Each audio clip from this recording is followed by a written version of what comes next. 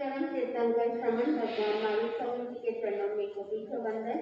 एक भव अवतारी चैत्य चक्रवर्ती भीष्म प्रतिज्ञाधारी अखंड बाल ब्रह्मचारी आचार्य सम्राट जयमंत महता के चरणों में कोटि वंदन। उन्हीं के कैबिनेट प्रतिदर संग कुमेरु सरल मना प्रशांत चेता आचार्य सम्राट चंद्र जी महता वेदशाधिपति व्याख्यान वाचस्पति वचन सिद्ध साधक ओहू बिहारी आशु कवि बाबे प्रतिदर आचार्य प्रवचन चंद्र जी महता गौर तपस्वी उपादेश के गुरु चंद्र जी महता एसएस जैन कमी मार्ग के प्रारंभ करता अनुपेहा ध्यान करेगा प्रवचन प्रभावक मेरे जीवन उत्पादक पूज्य गुरुदेव डॉक्टर श्री पदम चंद्र जी महता को वंदन करते हुए सभी गुरुजनों को वंदन करते हुए स्वामी जी को विदित वंदना। गुरुदेव की आज्ञा से आत्मबंधु अनंत ज्ञानी अनंत दर्शी तीर्थंकर प्रभु की जिनवाणी साधक को भोग से त्याग, त्याग से वैराग और वैराग से विपराग की ओर ले जाती है। जीवन में आगे बढ़ना है तो वहां पर कदम को आगे बढ़ाना पड़ता है। अगर कदम को आगे बढ़ाएंगे तो वह पीछे की भूमिका छूट सकती है और अगर कदम को आगे बढ़ाएंगे नहीं तो वहां पर वहीं के वहीं रह जाते हैं। किनारा को पार करना है तो वहां पर त्याग और वैराग की नाव में बैठनी हो। साधक त्याग के द्वारा अपने आश्रयों को बंद कर देता है। त्याग क्यों करना चाहिए बंधु? किस चीज का त्याग करना चाहिए? जो जीवन के अंदर दुर्व्यसन है, जो गलत चीजें हैं, जो बुरी आदतें हैं, उसको त्याग करना। गुरु भगवान कह देते हैं कि आपके जीवन के अंदर अमुक अमुक कमी है, यानी दुर्व्यसन है, उसको त्याग करना है, उसको छोड़ना है, तो आप त्याग को मेरे से तो छूटता नहीं है, मेरे से छोड़ा नहीं जाता है। ज्ञानी जन कहते हैं अगर आप छोड़ोगे नहीं, अपने स्व इच्छा से नहीं छोड़ोगे तो वहां पर प्रकृति आपको छुड़ा देगी। एक एक छोड़ना, एक दूसरा है छूटना। छोड़ना स्व इच्छा से होती है और एक छूटना वहां स्व इच्छा से नहीं होती है, वहां पर जबरदस्ती छोड़ना पड़ सकता है। 10वें कार्य सूत्र के दूसरे अध्ययन में बताया जिसके बाद सभी सामग्री होती है और वहां पे भोग करने की क्षमता भी होती है, लेकिन उस पदार्थों को अगर वो स्व इच्छा से छोड़ता है तो वहां पर सच्चा त्याग कहलाता है। और जिसके पास सब कुछ है, भोग करने की सामग्री, वहां सामर्थ्य भी है, लेकिन अगर वो छोड़ेगा नहीं, वहां स्व इच्छा से नहीं छोड़ेगा, किसी रोग के कारण से शरीर में रोग की उत्पत्ति हो जाती है, डॉक्टर ने कह दिया कि इसको शुगर की बीमारी है, डायबिटीज की बीमारी है, इसको क्या करना है? मीठा नहीं खाना है, तो वहां पर छोड़ेगा या छूटेगा? वह छूटेगा, वह इच्छा से नहीं छोड़ेगा बंधु को, वह त्याग करेगा, लेकिन वहां सच्चा त्याग नहीं कहलाएगा। घर के अंदर फांसी की थाली भी नहीं है और गुरु भगवंतों के पास जाकर अगर कहोगे कि मुझे सोने की थाली में भोजन नहीं करना, उसके लिए व्रत प्रत्याख्यान अंगीकार कराओ बंधु, क्या वो सच्चा त्याग? ज्ञानी जन ने कहा कि वो सच्चा त्याग नहीं। जो साधक त्याग की श्रेणी में आगे बढ़ता है तो उसकी आत्मा हल्की होती है। शादी ब्याह में जाना है तो वहां पर ट्रेन के माध्यम से जाएगा या किसी साधन के माध्यम से जाएगा तो वह क्या करे बंधु? शादी में जाने के लिए वहां पर सोना चांदी भी साथ में लेके जाएगा और वहां ट्रेन में सफर कर रहा है तो वहां पर एक रात्रि भी पूरी नींद अच्छी तरह से नहीं लेगा।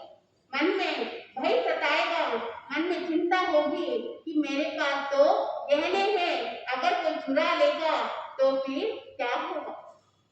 बंधु, एक साधक ऐसा है जो धर्म स्थान के अंदर आता है और साथ में समय का वेट का ले आएगा, बाकी तो कुछ रहेगा नहीं, लेकिन वहां पर निर्भय रहेगा उसको किसी चीज की कोई चीज से उसको परेशानी नहीं हो। बंधु ज्ञानेश्वर ने कहा जो त्याग करता है वह उसकी आत्मा हल्की होती है, नहीं तो आत्मा भारी होती जाती है। अगर वस्तु को छोड़ेगा तो उसके प्रति जो आसक्ति होगी वहां आसक्ति घट सकती है। जिस तरह से तालाब के चारों ओर पाल बांधी जाती है, मकान के चारों ओर दीवार खड़ी की जाती है, राज्य के चारों ओर वह सीमा निर्धारित की जाती है, खेत के चारों ओर बाड़ लगाई जाती है। बंधु अगर वहां पर किसके लिए की जाती है? वहां पर सुरक्षा के लिए, रक्षा के लिए की जाती है। अगर सीमा ही नहीं तो सुरक्षा कहाँ हो सकती है? मकान में चारों ओर जो दीवार खड़ी की जाती है वहां पर इसके लिए ताकि बाहर से कोई आकर लूट नहीं सके। बंधु आत्मा के चारों ओर वहां पर आश्रम का द्वार अगर बंद कर लेते हैं, आश्रम यानी जहां से आता यानी जहां से आना, जैसे घर के अंदर झाड़ू निकालते हैं और झाड़ू निकालते समय अगर सारे दरवाजे खिड़कियां खुली रहेगी तो क्या वहां सफाई हो सकती है? नहीं हो सकती। उसके लिए सारे दरवाजों को बंद करना पड़ेगा, वरना वो कचरा वापस घर के अंदर आ सकता है। तो वो आने का जो प्रक्रिया है वह आश्रय कहलाता है। और उस दरवाजे को अगर बंद कर देते हैं तो वहां पर संवर कहा जाता है।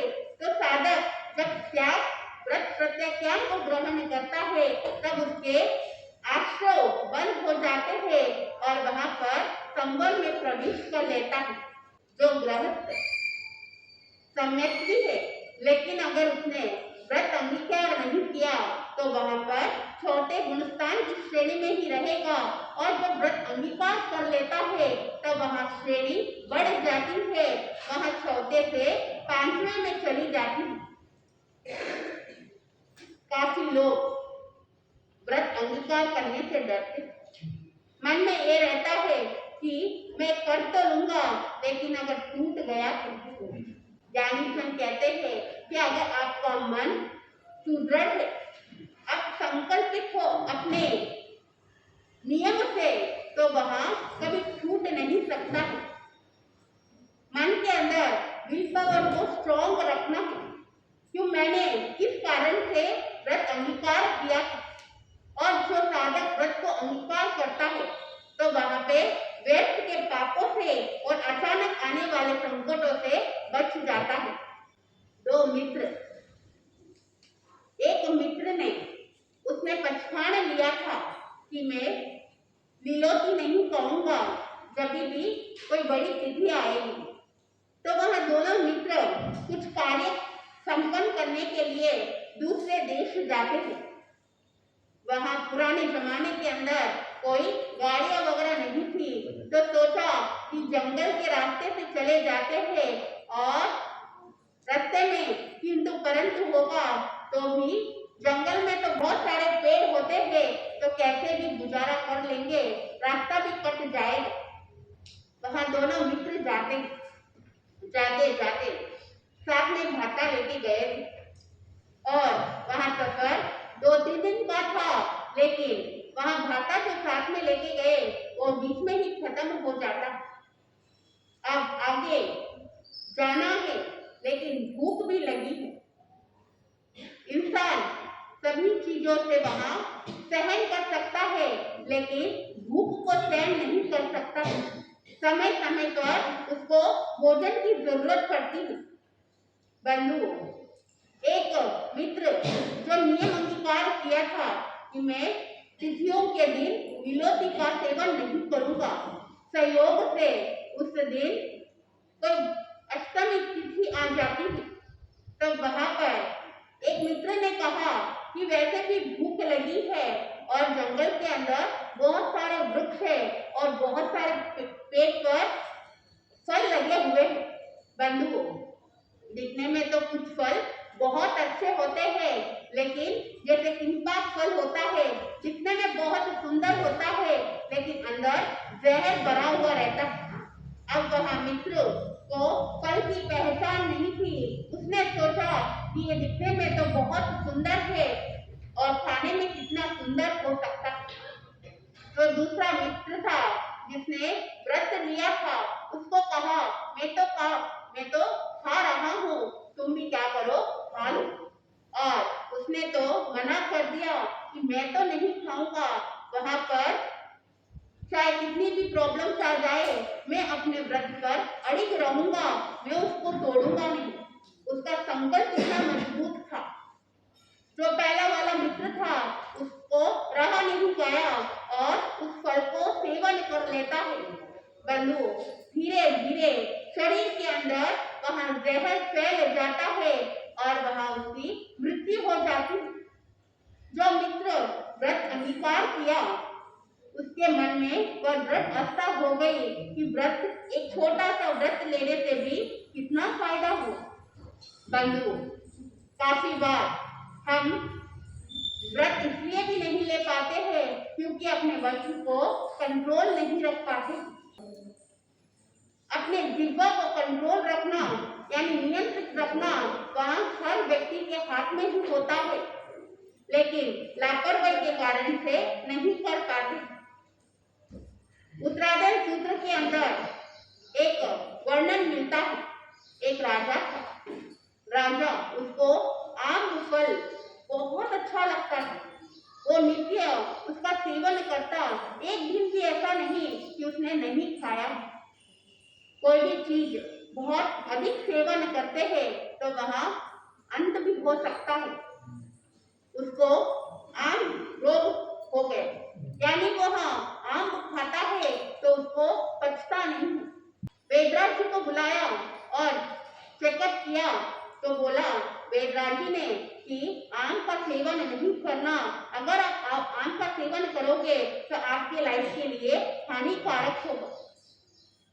वहां राजा ने आम खाना छोड़ दिया। एक बार राजा अपने मंत्री को लेकर वन की ओर जाता है और उस वन में बहुत सारे पेड़ थे। राजा को आम का पेड़ दिखाई दिया। राजा को जैसे ही वो देखा तो लालसा जग गई कि कितना समय हो गया, मैंने आम खाया ही नहीं। जैसे ही वो उस तरफ बढ़ता है, मंत्री उसको रोक देता है कि राजन, आप कृपया करके वहां मत जाओ। बंधु, राजा कहता है मैं तो सिर्फ देखने के लिए जा रहा हूँ, आंखें दी है देखने के लिए, तो देखने में क्या हर्ष है। वहां राजा आगे बढ़ता है। जैसे जैसे आगे बढ़ा, एक आम को तोड़ लेता। वहां मंत्री ने कहा राजन, आपके लिए आम हानिकारक है, इसको हाथ तक भी नहीं लगाना चाहिए। तब वह राजा कहता है कि डॉक्टर ने खाने के लिए मना किया, हाथ लगाने के लिए मना नहीं किया। बंधु, वह राजा ने सोचा कि खा तो नहीं सकता हूँ, लेकिन सूंघ तो लेता हूँ।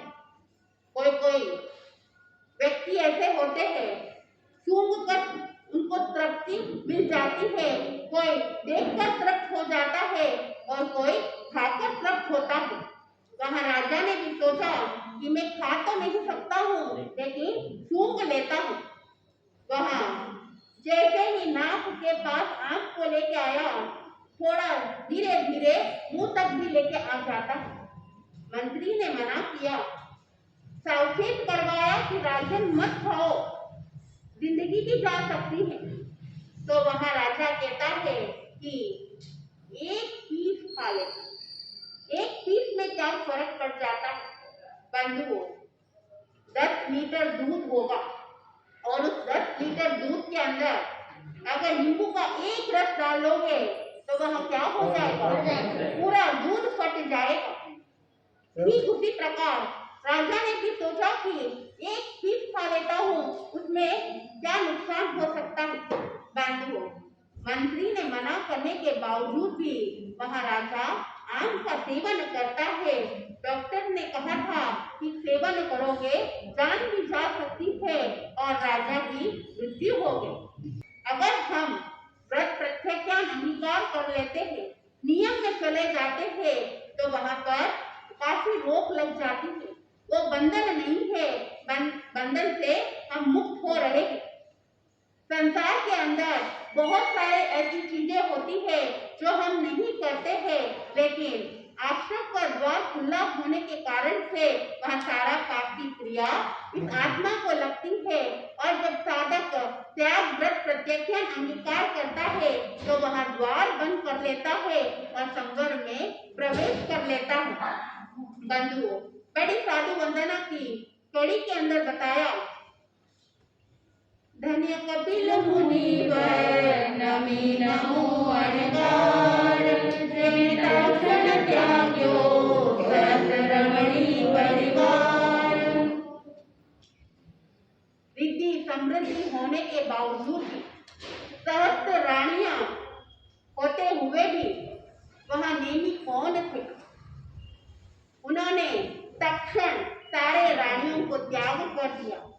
जीवन में आगे बढ़े, वो आगे क्यों बढ़े, उनका जीवन वृत्तांत क्या है, उसको जानने से पहले हम मदन रेखा की कहानी को जानते हैं, क्योंकि मदन रेखा और उस नेमी का क्या रिलेशन है वो जानना भी जरूरी है। बंधुओं, एक समृद्ध सुंदर नगर था, सुदर्शन नगर, और उस सुदर्शन नगर का राजा मणिरथ और उसका छोटा भाई युगबाऊ, उसकी पत्नी होती है मदन रेखा। वहां सौंदर्य सुशील रूपवान होती है। मणिरथ की नजर मदन रेखा पर पड़ जाती है। बंधुओं, उसको देखकर वहां पर मन में लालसा जागृत होती है कि मुझे इसको पाना है। कामांध व्यक्ति तो उसको काम के अगर कुछ भी नहीं दिखता है। जो अंधा व्यक्ति होगा उसको बाहर के दृश्य नहीं दिखेगा, लेकिन जो कामांध होता है उसको सूझबूझ नहीं रहता, ना अंदर का ना बाहर का, उसको तो कुछ समझ नहीं आती। मणिरथ की नजर उसके छोटे भाई की पत्नी के ऊपर पड़ती है और वहां पे प्रयास करता है उसको प्राप्त करने के लिए, लेकिन वह असफल रह जाता है। एक बार जानबूझकर मणिरथ अपने छोटे भाई युगबाऊ को नगर से बाहर भेजता है। वहां पे आतंकवादियों जो उत्पात मचा रहे हैं उसको शांत करने के लिए और वातावरण को शांत करने के लिए युगबाहु राजा का आज्ञा समझकर वहां चला जाता है। इधर पीछे वहां पर प्रयत्न करता है मणिरथ, मदन रेखा के ऊपर गलत नजर रहती है, लेकिन वहां कार्य सफल नहीं हो पाता है। वापस युगबाहु वहां वातावरण को शांत करके पुनः लौट आता है, तो रात्रि हो जाती है। सोचा कि नगर के बाहर ही ढेरा डाल देता हूँ, वहां पर ढेरा डाल दिया। इधर मदन रेखा बहुत ही सूझबूझ थी, वहां दूरदर्शिता थी, उसने जान लिया, उसको शंका हुई कि कुछ गलत होने वाला है, और वह अपने बंधुओं जैसे ही युगबाऊ लौट के आया तो उसने दूत के साथ में समाचार भेज दिया कि कार्य सफल हो गया। मणिरथ के पास संदेश पहुंच गया और दूसरे दूत के साथ में मदन रेखा के पास भी आकर वहां समाचार कर देता है। युगबाऊ की पत्नी मदन रेखा वहां जाती है अपनी पति के पास। वहां का वातावरण देखकर वहां पर मन शांत हो जाता है कि सब ठीक है, लेकिन इस वातावरण में परिवर्तन ऐसा आएगा उसको पता नहीं था। बंधुओं, वहां पर मणिरथ के मन में विचार आया कि ऐसे तो मदन रेखा को मैं पा नहीं सकता हूँ, अगर मैं अपनी भाई की हत्या कर दूंगा तो मैं उसको पा सकता हूँ। वो भी सोचेगी कि मैं कहाँ जाऊंगी तो वो मेरे पास आएगी। बंधु वहां पर भाई को मारने तक भी मन में विचार आ जाता है, तलवार लेकर जाता है। जैसे ही गया, बाहर सैनिक खड़े थे, लेकिन रोके तो कैसे रोके, वहां मणिरथ राजा था। फिर भी सैनिक ने रोकने की कोशिश की, लेकिन वहां रुका नहीं। और जैसे जैसे वहां आगे बढ़ता है मणिरथ, चेहरे के ऊपर वो गुस्सा था, आंखों में वो गुस्सा था, वहां मारने का एक ही दिमाग में चल रही थी। जैसे जैसे आगे बढ़ा, वहां कक्ष तक पहुंच गया। सैनिक रोकने की कोशिश की, लेकिन वहां पे भी नहीं रुका। खटपट आवाज के कारण से मदन रेखा की आंख खुल जाती है और मदन रेखा ने देखा कि बाहर कौन आया, कहीं मुसीबत तो नहीं आई।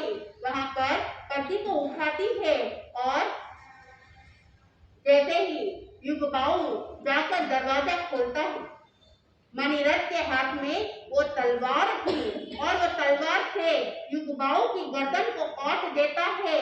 बंधु को वहां गर्दन आधी कट जाती है और शरीर धड़ाम से नीचे गिर जाता है।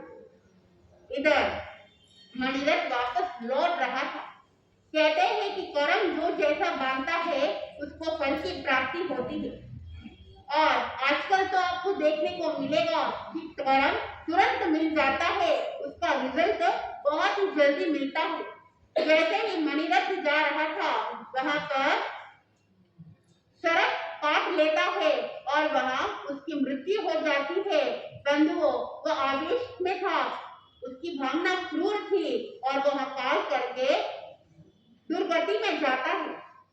इधर पत्नी मदन रेखा, अब आगे देखेंगे कि किस तरह से मदन रेखा एक सहधर्मिणी होकर, एक सच्ची नारी होते हुए अपने पति का किस तरह से साथ देती है और वह काल करके कहाँ जाता है। तो आगे देखेंगे कि मदन रेखा किस तरह से अपना जीवन यापन करती है और उसके लाइफ में क्या बदलाव आता है और एलेनी और मदन रेखा का क्या संबंध है। आगे आप जानोगे तो आपको आनंद की प्राप्ति होगी। मैं अपने शब्दों को यहीं पे विराम देती हूँ।